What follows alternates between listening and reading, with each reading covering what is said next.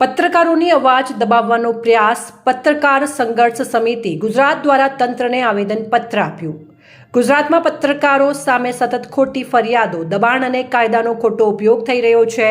આ અંગે પત્રકાર સંઘર્ષ સમિતિ ગુજરાત રાજ્ય દ્વારા આજે જિલ્લા કલેક્ટરને આવેદનપત્ર આપવામાં આવ્યું હતું। સમિતિના અધ્યક્ષ અમિતભાઈ પટેલ દ્વારા જણાવ્યું હતું કે પત્રકારો સમાજના અરીસાની જેમ કાર્ય કરે છે। તેઓ ભ્રષ્ટાચાર, ગેરરીતિઓ અને જનહિતના મુદ્દાઓ ઉઠાવે છે, પરંતુ આવા પત્રકારોને દબાવવા માટે કાયદાનો ખોટો ઉપયોગ થવો અત્યંત ગંભીર બાબત છે। આવેદનપત્રમાં મુખ્ય મુદ્દા નીચે મુજબ જણાવ્યા હતા। પત્રકારો સામેના ખોટા કેસો રદ કરવા, પત્રકારોને કાયદાકીય રક્ષણ અને સુરક્ષા આપવા, પત્રકારિતાની સ્વતંત્રતા માટે સ્પષ્ટ માર્ગદર્શિકા ઘડવા, દબાણકારી કાર્યવાહી કરનારા તંત્ર સામે કડક પગલાં લેવા। પત્રકાર સંઘર્ષ સમિતિ દ્વારા જણાવ્યું હતું કે જો પત્રકારોને ન્યાય અને રક્ષણ નહીં મળે તો રાજ્યવ્યાપી ગાંધી ચિંધ્યા માર્ગે આગળ વધીશું। પત્રકાર સંઘર્ષ સમિતિ ગુજરાત રાજ્યે સરકારને અપીલ કરી છે કે લોકશાહીના ચોથા આધાર સ્તંભ તરીકે પત્રકારોને જરૂરી રક્ષણ આપવામાં આવે।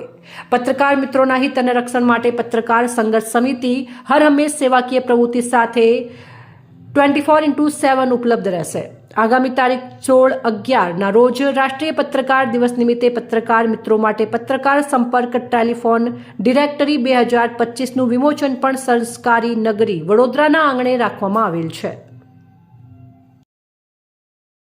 બસ ગુજરાતભરના પત્રકારો જ્યારે પ્રજાના પડખે પ્રજાના સમાચારો પ્રસારિત કરવા જતા હોય છે અને ખોટું ને જ્યારે સત્ય બતાવવા જતા હોય છે, જે મેટર ખોટી હોય છે એને ઉજાગર કરે છે, ત્યારે તેવા પત્રકારો ઉપર ખોટી રીતે પત્રકારો પર દબાણ લાવવા માટે કે આ સમાચાર ડિલીટ કરી નાખો, આ સમગ્ર મેટરને લઈને પત્રકારો પર કાયદાની કલમનો ખોટો દુરુપયોગ કરી પત્રકારોને ખોટા કેસ કરવામાં આવે છે। એ બાબતને લઈ આજે જિલ્લા કલેક્ટરશ્રીને આવેદનપત્ર આપ્યું હતું અને આવેદનપત્રમાં જણાવ્યું છે કે જે રીતે એટ્રોસિટીની કલમનો ઉપયોગ છે તે રીતે એટ્રોસિટીમાં જ્યારે કોઈ પણ ફરિયાદ દાખલ થાય તો ઉપરના લેવલના અધિકારીઓ તે બાબતની અંદર તપાસ કરે છે, ત્યાર પછી એટ્રોસિટી દાખલ થાય છે। ત્યારે કોઈ પણ કેસની અંદર જ્યારે કોઈ ફરિયાદી બને છે પત્રકારના વિરુદ્ધમાં, ત્યારે એ પત્રકારની મેટરને સંપૂર્ણ સાચીપણે જાણવી અને ત્યારબાદ જે તે અધિકારી જો પત્રકાર ખોટો હોય તો પત્રકાર પર કેસ થાય। એ બાબતને લઈને અમે આજે જિલ્લા કલેક્ટરને આવેદનપત્ર આપ્યું છે। આવા ઉપર પત્રકારો પર ખોટા કેસો થયા છે અને હમણાં હાલમાં જ 1 મહિનામાં 3 મોટી ફરિયાદો થઈ છે જે ગુજરાતના અંદર પત્રકારો પર થઈ છે। તેના માટે પણ કેટલીક જગ્યાએ આવેદનપત્ર આપવામાં આવ્યા છે। તો આવેદનપત્ર એટલું કાફી છે કે પછી આગળથી બીજા કંઈક કાર્ય કરવામાં આવશે?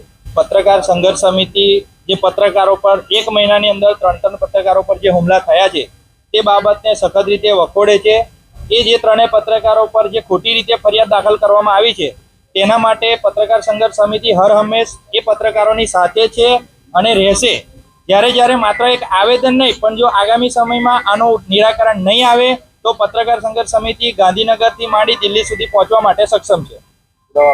અમિત પટેલ, રાષ્ટ્રીય અધ્યક્ષ પત્રકાર સંઘર્ષ સમિતિ।